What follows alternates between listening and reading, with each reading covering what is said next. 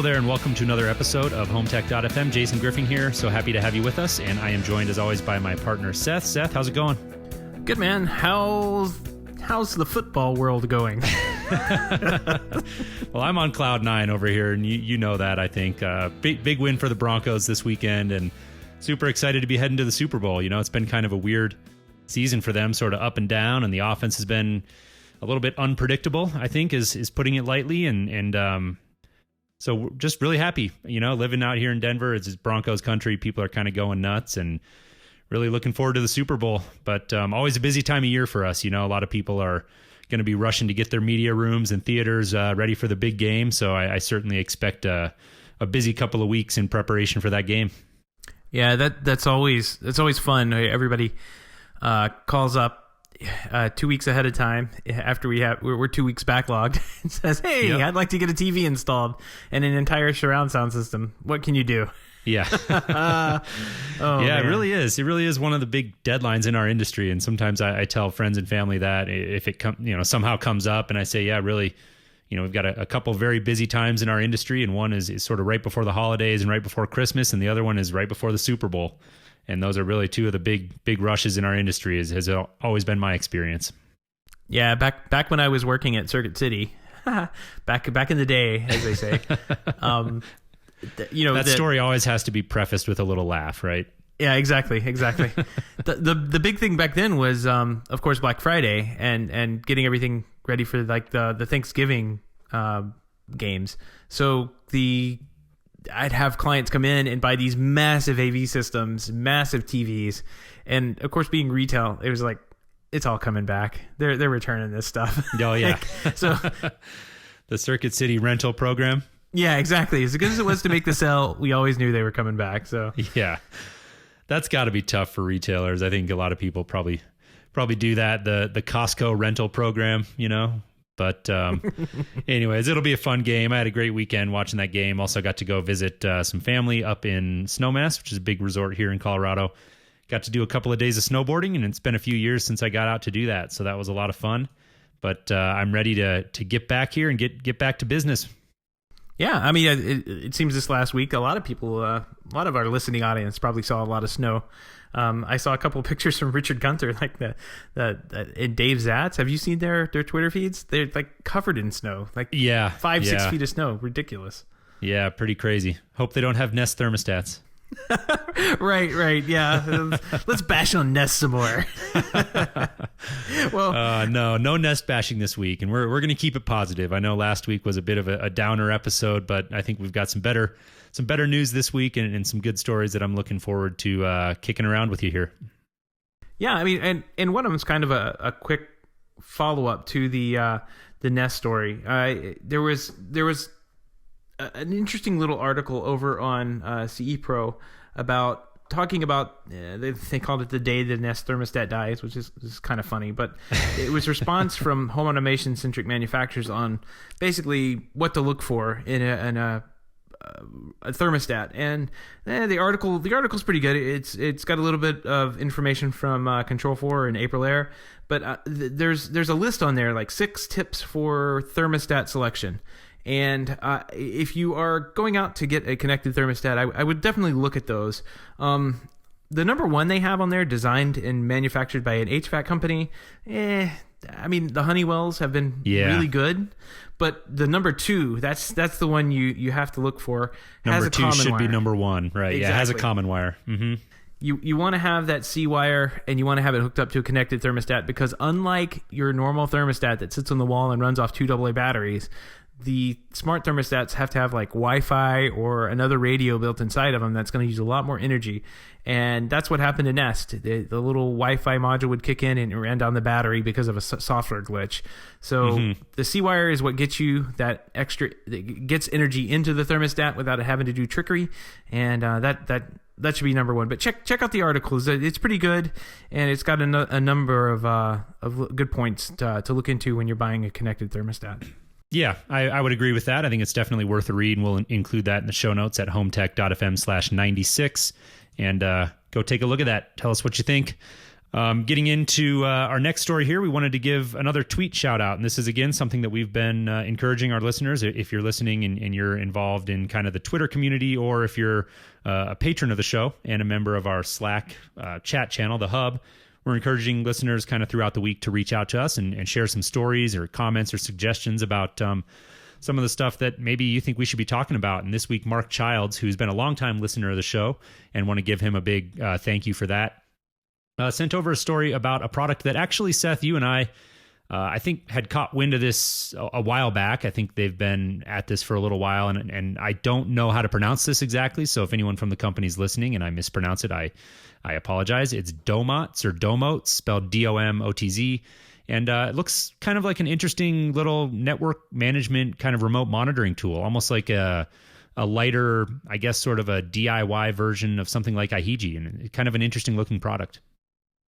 Yeah, it looks like they have two different services on their website. One is the Pro service, which kind of goes up, looks like it goes up against iHeegie.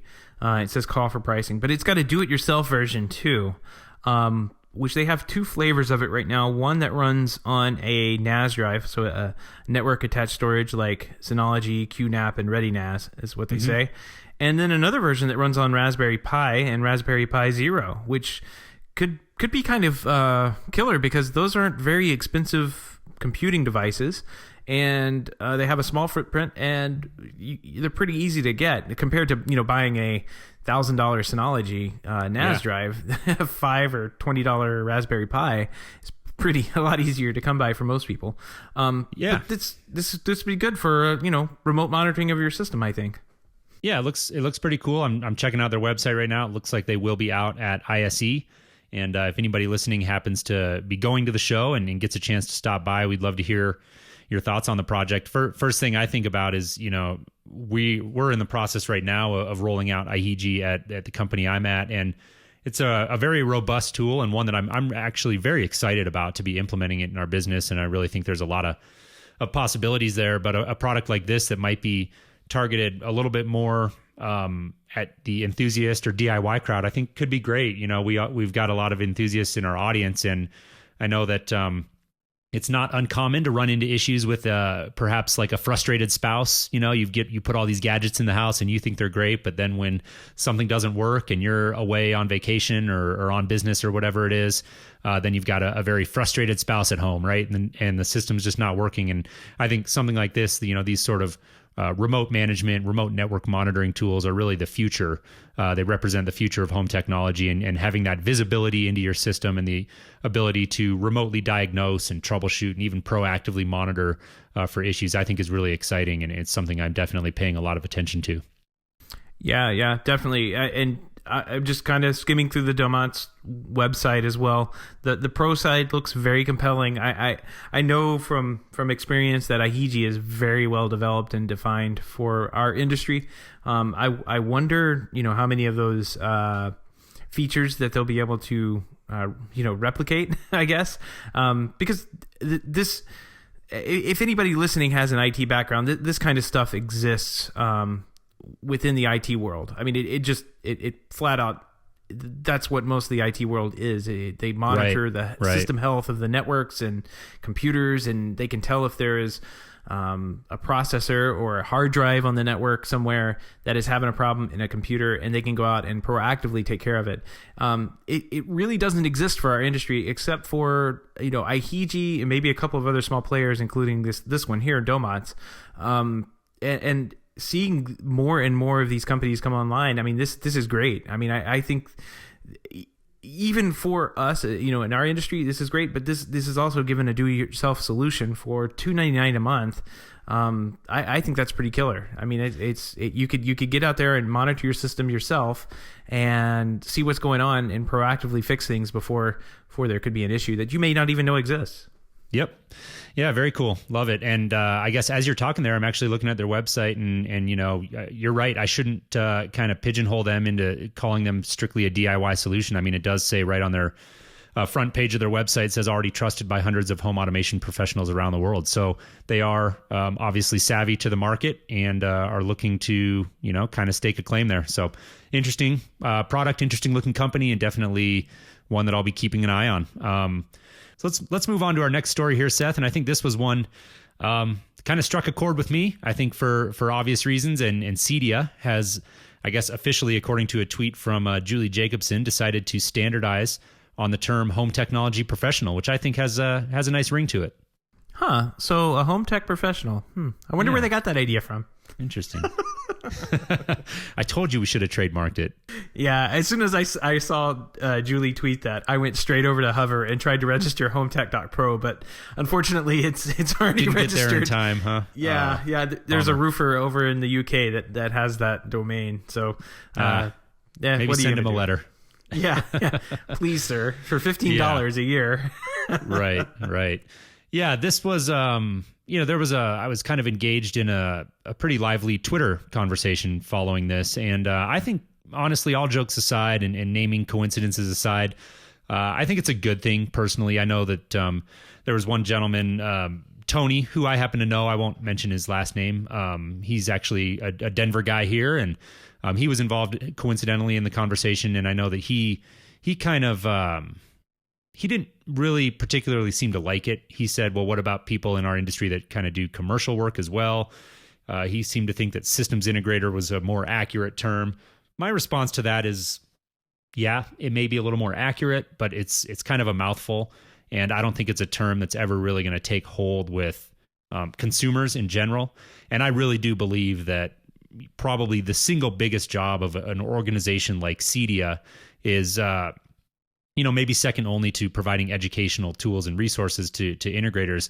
I think probably the biggest job is building awareness out in the general public. And I think a term like home technology professional lends itself a lot better to consumers kind of learning about it and embracing it. And that's my opinion on it. Yeah, I can totally understand his complaint about it. I'm trying to think about all the things that we've been called over the years. Well, I've got a list up. I've got a couple. Yeah. I mean, we can't say them on air, but yeah. Yeah, this is a family show. Right. So yeah, ESC was one I remember. Electronic Systems Contractor, integrator, of course. What else you got? So there was first. I'll start with the boring ones, which were the ones on the list here. Home technology professional. So I should give this a little bit of background. CE Pro, I think. CE Pro, I'm not sure, maybe CEDIA commissioned this survey.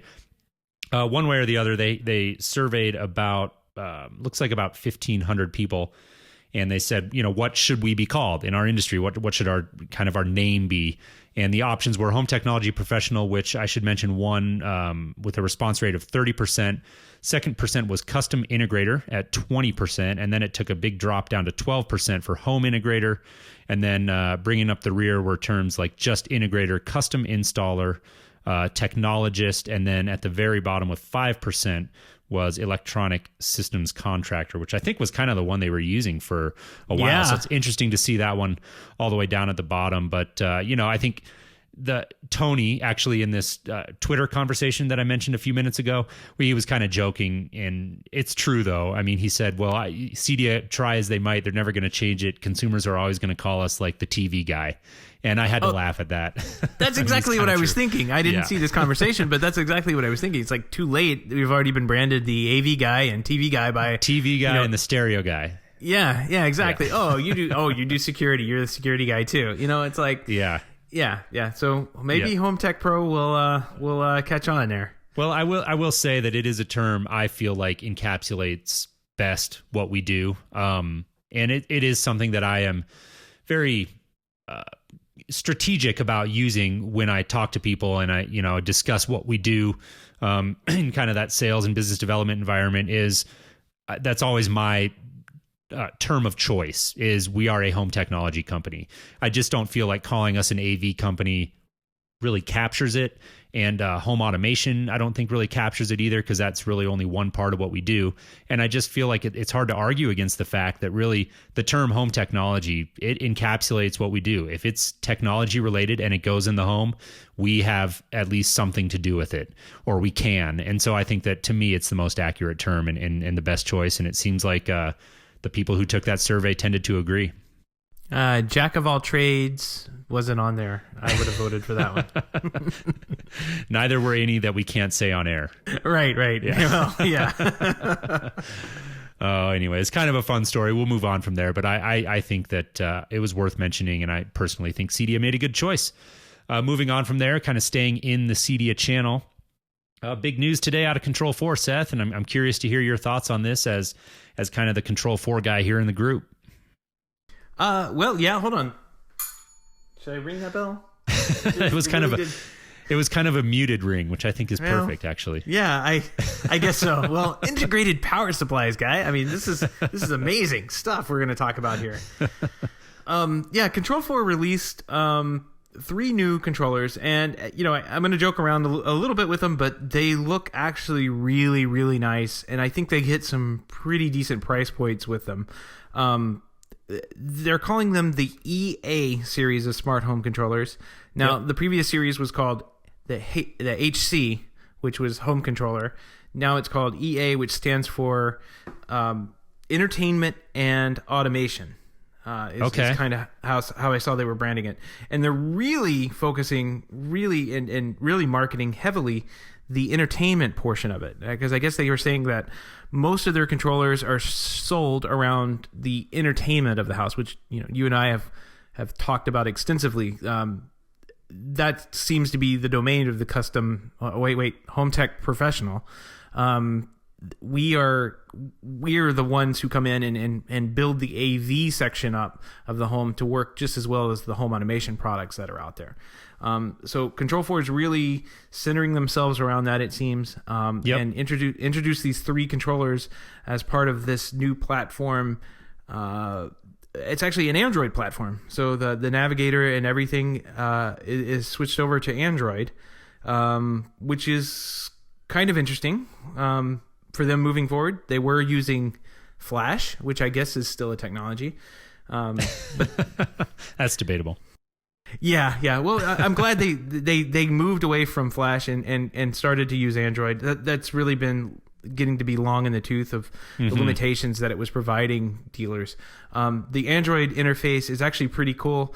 They've actually updated it. The Control 4 is famous for what they called traditionally, and they will not admit to this today, but they called it the circle of power, and it was the icons arranged in a circle, and that was the circle of power for the house. But internally, I guess that's what it was called for a while, and then they kind of just said, yeah, we should probably stop talking about it that way. The new interface is like linear, so it's left to right and has the icons presented that way, which I think looks much better, much more modern, it's hands down much better.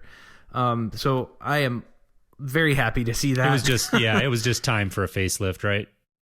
Yeah. The circle of power, even as muted as it was on the more recent updates, was a bit long in the tooth, and I think that design paradigm just is gone from the market completely. I'm still not a fan of what they have, I guess, overall, but it's way better than it was, and it is still very simple for someone to pick up the remote, hit the big red button, and navigate on the screen to what they want to do. Right. And they're still hitting that nail right on the head.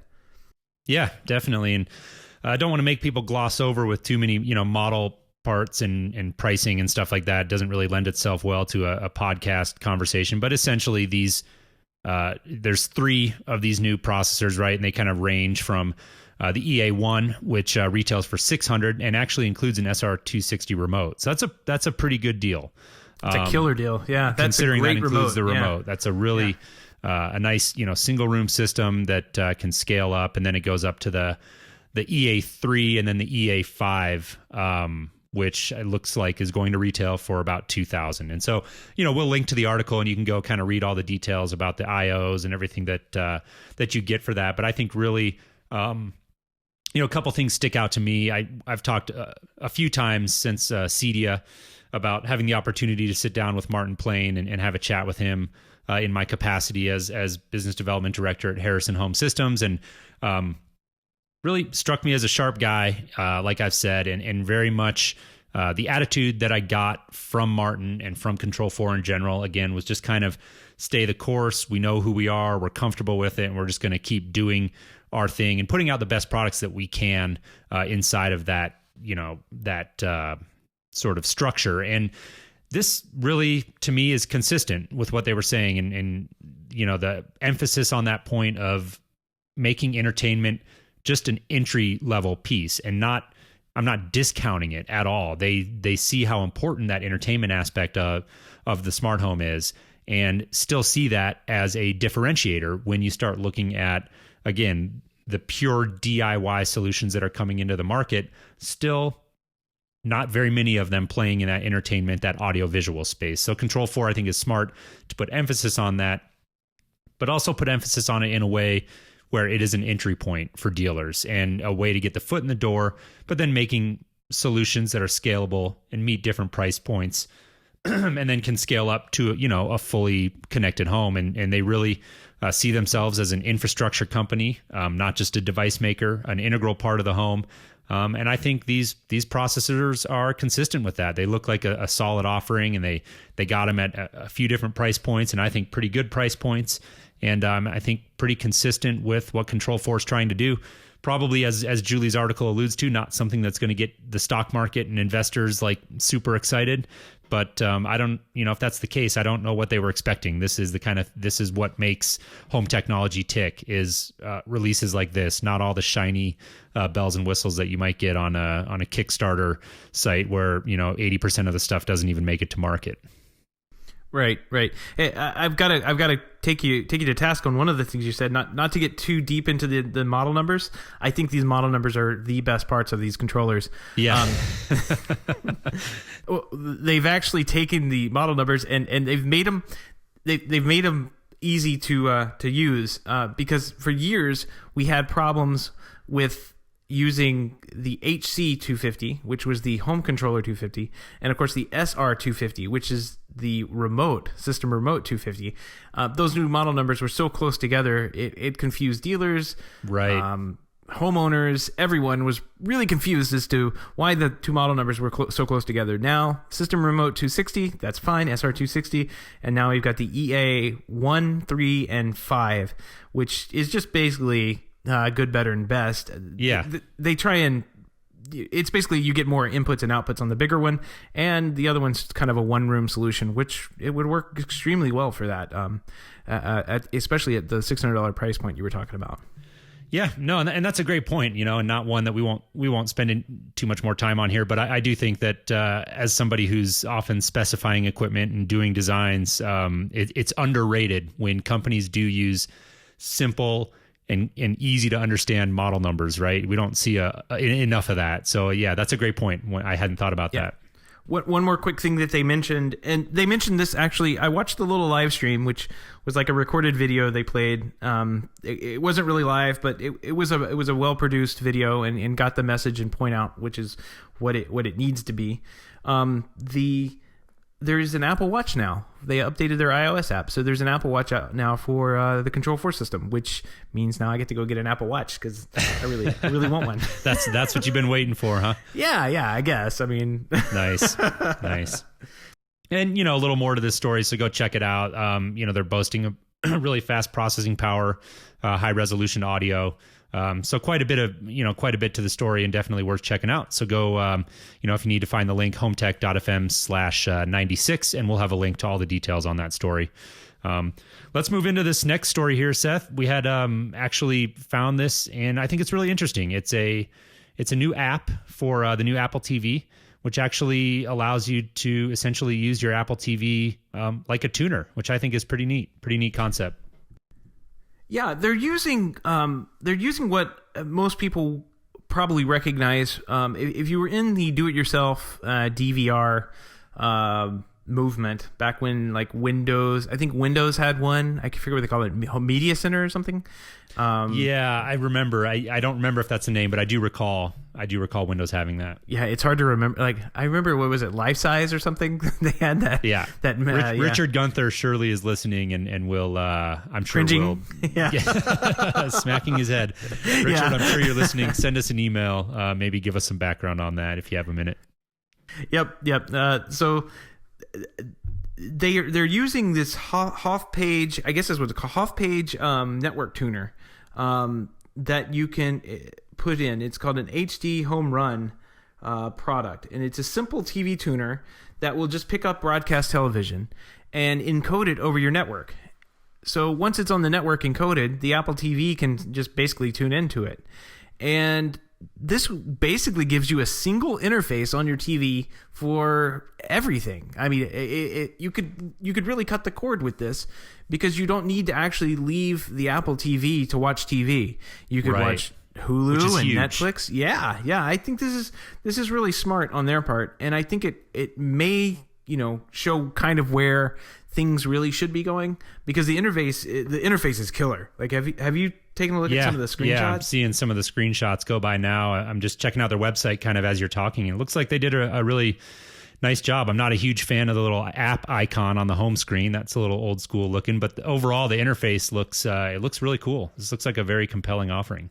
Oh, I scrolled down all the way to the bottom, of course, because I wasn't really paying attention, but there's actually a 3-tuner version of this thing that you can put a cable card in and get encrypted US cable channels, like QAM channels over. So it basically turns your system not into a TiVo, because it's obviously not going to record anything, but it turns it into a full cable box if you didn't want to fully cut the cord, but kind of wanted just a little bit of the cord left. Yeah. Just like a stub. Yeah, like a nub, yeah. Well, no, I think this is great. It kind of reminds me a little bit of Tableau, which we had on a while back, and that would be an episode you could go search for and find if you were interested in learning more about them. Similar concept to where kind of a built-in tuner, and it takes those channels and encodes them and puts them up on your network.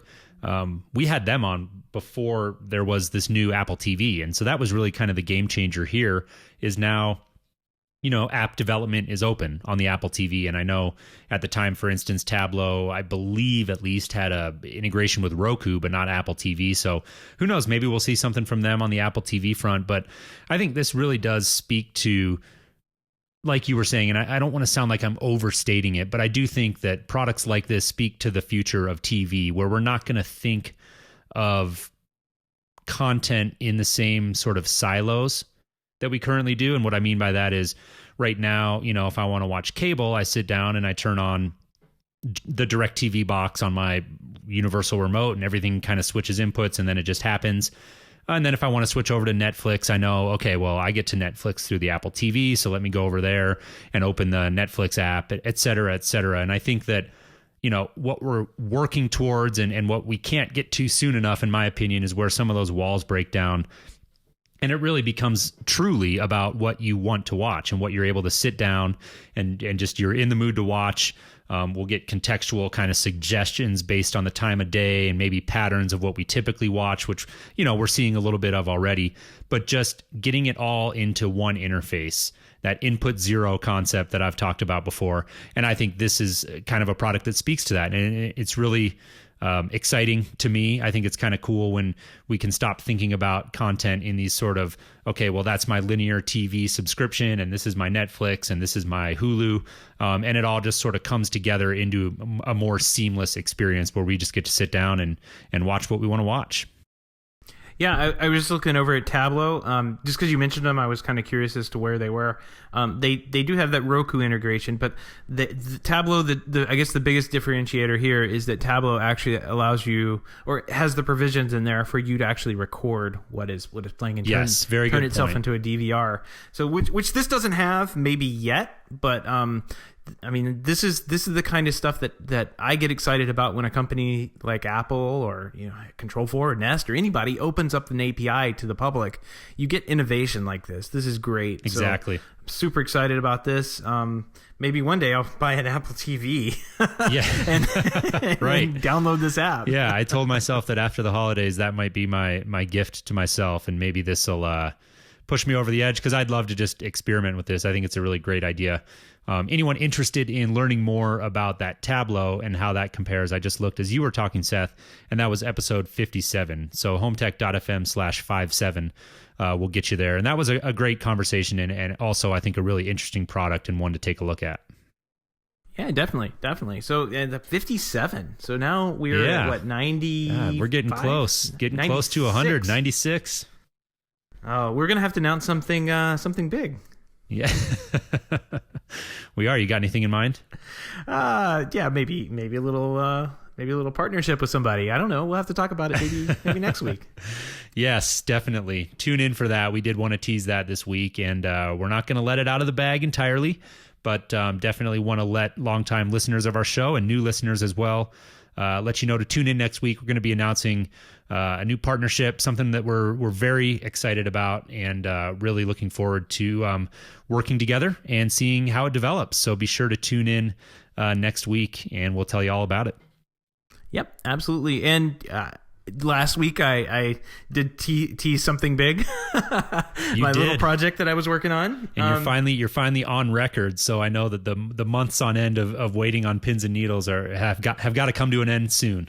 Right. Well, as you know, I've been asking you for some personal information. Wi-Fi passwords. Yes. Yeah, exactly. Yeah, things you probably shouldn't be giving out. Static IPs. Yep. So I should have this thing completely put together. I had to go. I had everything kind of working last night and realized that I was missing hot glue, essentially. So I had to run to the craft store today and get some hot glue. Oh boy. I got to be honest with you. I have no clue. I really don't. I couldn't even fathom a guess. Well, it should be fun. It will definitely be fun. So hopefully you'll have some tracking number this week, and I'll send it over to you, and we may be able to do an unboxing next week. Hashtag what's in the box. What's in the box?